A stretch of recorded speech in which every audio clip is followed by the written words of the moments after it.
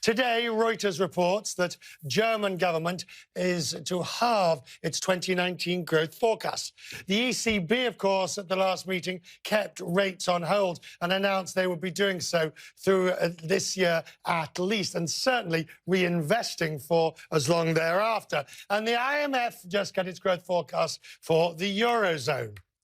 With this ringing in our ears, Pierre Moscovici is the European Commissioner for Economic Affairs. He joins me now from the spring meetings in Washington. I think you'd agree, Commissioner, I think you'd agree that the scenario for Europe at the moment does not look, or the outlook does not look particularly good.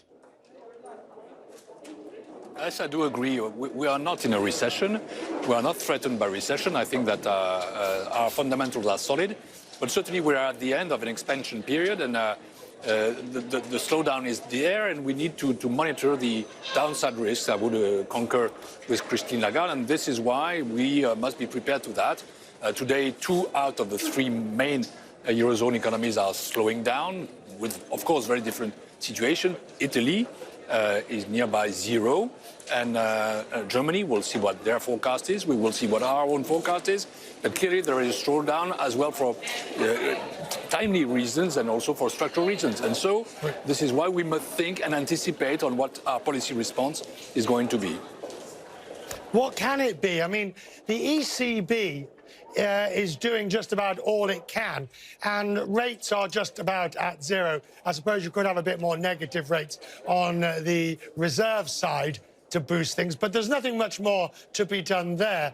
So it really is up to governments to either spend or reform. I do agree. Monetary policy is accommodative. We know that it's going to stay accommodative. But as Mario Draghi says himself, monetary policy is not the only game or the only player in town. That's why we must have also an adapted response from the fiscal side.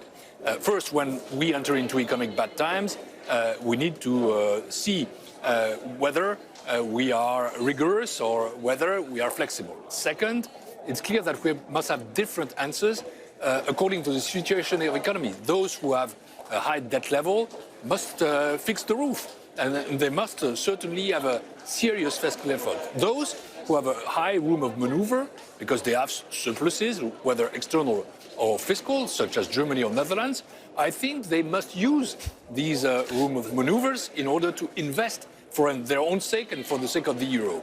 And finally, we absolutely need to deepen our eurozone and to move to a eurozone budget. I think on this we need to reflect first and then to take action when needed. We have the time. We are not again threatened by recession, but it's good to think from now.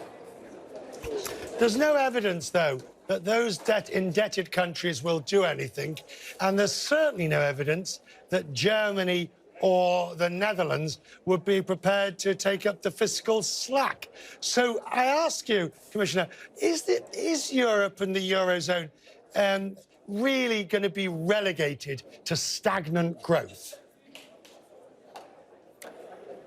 The eurozone is not a problem for the world economy, but the eurozone today is at a growth which is between 1 and 1.5%, and that's not enough. We were above our potential, now we are at our potential, and we need to raise the potential. That's why productivity, competitiveness, structural reforms are, of course, of the essence. And that's why also we need to cooperate and to define a common answer to problems that our countries face differently.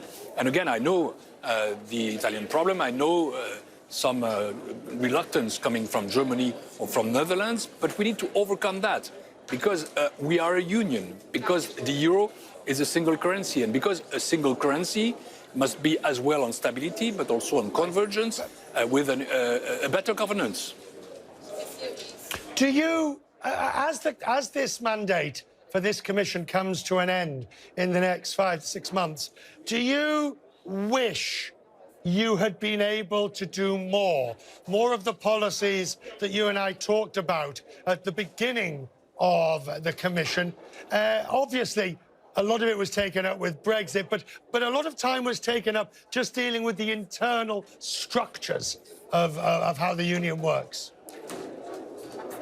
I think we can be proud because Europe is now out of the economic crisis, because our public finances are sound, because our debt are globally reducing, and because we have introduced flexibility in the governance of our public finances. And I really think that was the right way to act. But on the other hand, we must not be self-satisfied, and I'm not self-satisfied.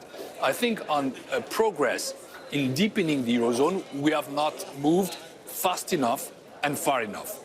We are probably going to design the first eurozone budget by this summer, but I'm quite sure that in the future we need to be much more ambitious. And so I think that after the European election, we'll see what the political spectrum is, it will be time to take new initiative. And this Commission will be active, and I will be active until the last day of the mandate. Good to see you as always, sir. Thank you. Thank you very much.